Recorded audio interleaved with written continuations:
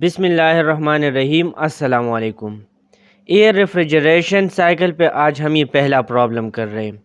इसकी स्टेटमेंट है कि in a refrigeration plant working on बिल्कुल a month cycle air is compressed to 5 bar from 1 bar. Its initial temperature is 10 degree.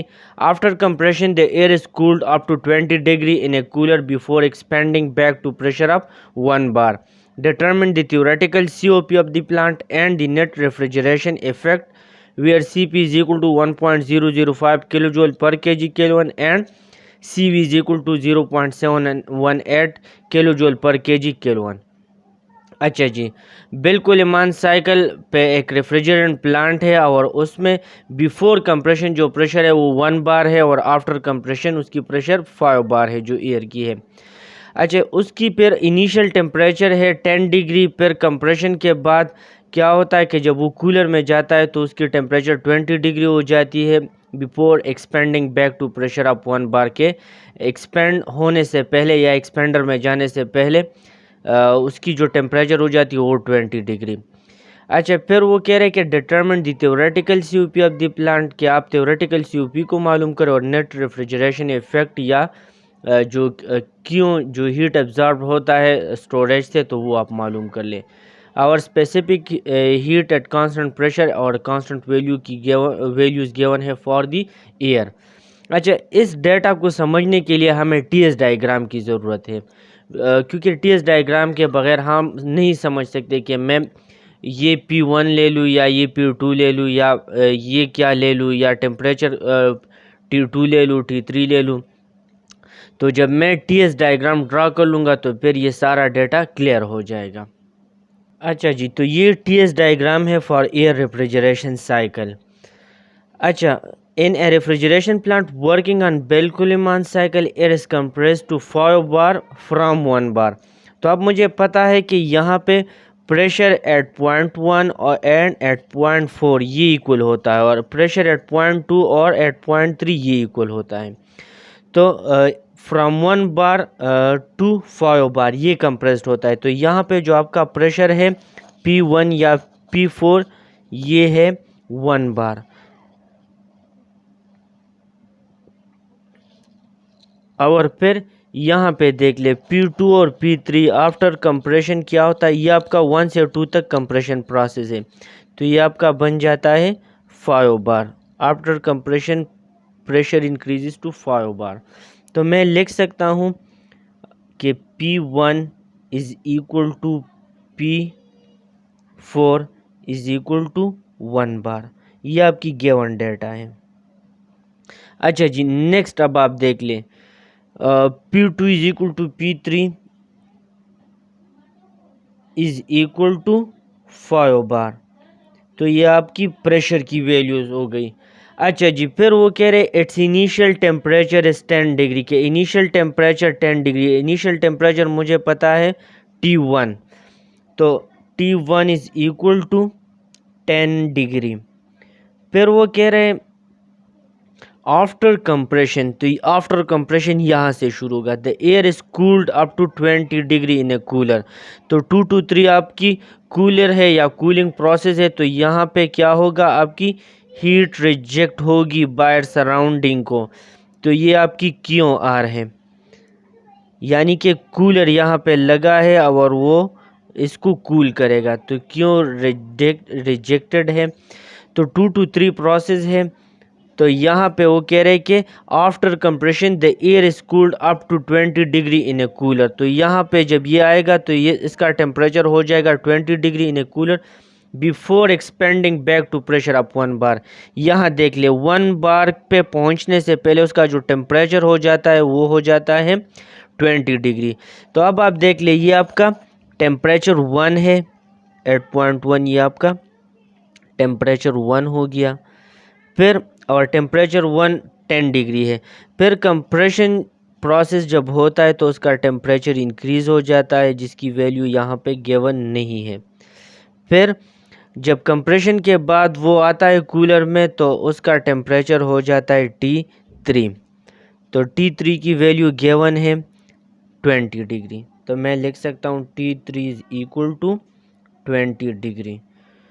अच्छा जी, अब वो कह रहे determine the theoretical COP of the plant. तो आपने COP मालूम करनी है और नेट रेफ्रिजरेशन इफेक्ट मींस क्यों एब्जॉर्प्शन आपने मालूम करनी है। रेफ्रिजरेशन इफेक्ट मीन के यहाँ से स्टोरेज से कितना हीट एब्जॉर्ब होगा। तो मैं लिख सकता हूँ कि आपने क्यों मालूम करना है। तो ये अब आपने मालूम करनी है। अच्छा, बिफोर डूइंग एनी प्रोसेस, अब आप देख ले कि ये तो SI यूनिट में है, लेकिन इन यूनिट्स को आप SI यूनिट में चेंज कर ले। तो मुझे पता है कि 1 bar is equal to 10 raise to the power 5 pascal. Similarly 5 multiply 10 raise to the power 5 pascal. यहाँ पे 10 के साथ 273 ऐड कर लें तो ये हो जाएगा 283 केल्विन। 20 के साथ ऐड कर ले 273 तो ये हो जाएगा 293 केल्विन। अच्छा, ये गिवन डाटा हो गया, रिक्वायर्ड QA है और COP है। अच्छा जी, अब CP और CV की वैल्यू भी गिवन है, तो इससे मैं एडियाबेटिक इंडेक्स या गैमा मालूम कर सकता हूँ। तो मुझे पता है gamma is equal to CP divided by CV, और CP divide by CV CP की वैल्यू भी गिवन है और CV की वैल्यू भी गिवन है।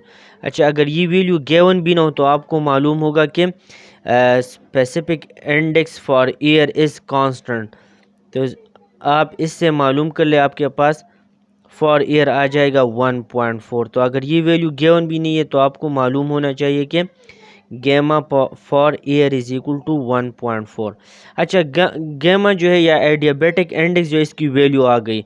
अब इसकी वैल्यू हमें एक फार्मूले में चाहिए। अब मुझे पता है कि पहले मैं फार्मूला लिख लूँ ताकि आपका कंसेप्ट क्लियर हो जाए। COP का जो फार्मूला है जो ए में मांगा गया है, it is equal to T4 divided by T3 minus T4। T3 minus T4। तो अब इसको मैं इक्वेशन नंबर 1 का नाम देता हूँ। अब आप देख ले गिवन डेटा में T4 तो ऑलरेडी T3 तो ऑलरेडी गिवन है, लेकिन T4 आपके पास है नहीं।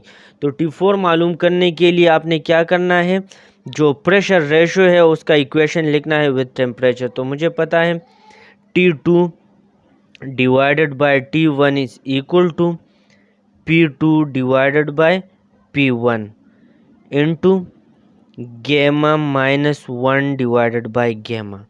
अच्छा, अब जी P2 वैल्यू भी यहाँ पे गिवन है, P1 भी गिवन है और T1 भी गिवन है। तो आप इजीली क्या मालूम कर सकते हैं, इस इक्वेशन से T2 मालूम कर सकते हैं। तो ये वैल्यूज पुट कर ले, गैमा की वैल्यूज पुट कर ले, तो आपके पास आ जाएगा T2 448.2 केल्विन। अच्छा, टेम्परेचर 1 और 3 ऑलरेडी मालूम है, T2 भी मालूम कर ली। सेम प्रोसेस से मैं T4 भी मालूम कर सकता हूँ। तो T3 divided by T4 is equal to P2 divided by P1 into, sorry P2 नहीं, ये P3 बाय P4। आप ये भी कर सकते हैं, कोई इशू नहीं है, क्योंकि ऑलरेडी मैंने कहा कि P2 is equal to P3। तो यहाँ पे P2 भी मैं लगा सकता हूँ या P3 भी मैं लगा सकता हूँ, और P1 की जगह P4 की जगह P1 लगा सकता हूँ। तो कोई इशू नहीं है, इसलिए मैंने P2 बाई P1 लिखा। तो यहाँ पे P3 divided by P4 into gamma minus 1। मैं फिर रिपीट करता हूँ, P3 की जगह मैं P1 भी लगा सकता हूँ, P2 भी लगा सकता हूँ, और P4 की जगह मैं P1 भी लगा सकता हूँ।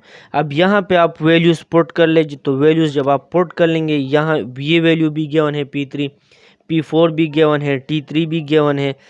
तो अब आप इजीली T4 मालूम कर सकते हैं। T4 मेरे पास की वैल्यू आएगी 184.99 और यूनिट होगी केल्विन। अच्छा जी, तो जब T4 की वैल्यू आ गई तो मैं डायरेक्टली इसको पुट कर दूंगा in equation number 1। T3 already मालूम है, तो जब यहाँ पे मैं पुट कर लूँगा तो मेरे पास COP की वैल्यू आ जाएगी। T4 ये है 184.99 डिवाइड बाई T3 293 माइनस 184, तो इससे आपके पास आ जाएगा 1.713। तो COP of this plant, theoretical COP जो है वो आ जाएगी 1.713। अच्छा जी, अब मैं आता हूँ पार्ट बी की तरफ। ये आपका पार्ट ए हो गया, part A COP 1.713। Part B में आपसे पूछ रहे कि नेट रेफ्रिजरेशन इफेक्ट या जो QA है उसको आप मालूम कर लें। तो QA के लिए तो मैं लिख सकता हूँ पार्ट बी, तो उसके लिए QA इज़ इक्वल टू, मुझे फार्मूले का पता है, MCP और T1 माइनस T4। अब यहाँ पे देख लें, CP ऑफ एयर या specific heat at constant pressure, वो एयर के लिए गिवन है, वैल्यू गिवन है, T1 भी गिवन है, T4 हम मालूम कर चुके, बट M इज़ अननोन। तो अब आप सपोज कर ले कि यहाँ पे जो एयर सर्कुलेट हो रहा है या जो रेफ्रिजरेंट सर्कुलेट हो रहा है, तो उसको मैं यूनिट मास कंसिडर कर रहा हूँ, मींस 1 kg। तो मैं यहाँ पे लिख सकता हूँ सपोज यूनिट मास कि मैं अगर 1 kg एयर यहाँ पे हो रहा है तो उसके लिए कितना रेफ्रिजरेशन इफेक्ट होगा, या वो कितना रेफ्रिजरेशन इफेक्ट प्रोड्यूस करेगा यहाँ पे। तो मैं यूनिट मास ले रहा हूँ, मींस 1 kg ले रहा हूँ। तो यहाँ पे मैं इस इक्वेशन में इक्वेशन नंबर 2 इसमें पुट कर रहा हूँ, तो QA is equal to M की जगह 1 kg, CP की जगह आप 1.005 और T1 की जगह आप यहाँ पे 283 माइनस और T4 की जगह 184.99। अब यहाँ पे जब आप इसको सिंप्लीफाई कर दे तो आपके पास QA यानी यहाँ से कितना हीट वो एब्जॉर्ब करेंगे, तो आ जाएगा 98.5 और यूनिट इसकी होगी किलो जूल पर केजी ऑफ एयर। पर केजी ऑफ एयर मींस के 1 kg ऑफ एयर के लिए इतना होगा, तो 2 kg ऑफ एयर के लिए डबल होगा, 3 kg के लिए फिर ट्रिपल हो जाएगा। तो ये पर केजी ऑफ एयर मेरे पास क्यों ए की वैल्यू आ गई, या नेट रेफ्रिजरेशन इफेक्ट की जो वैल्यू है वो आ गई। तो COP आपका 1.713 है और QA या net refrigeration effect is equal to 98.5 kilo joule पर केजी ऑफ एयर।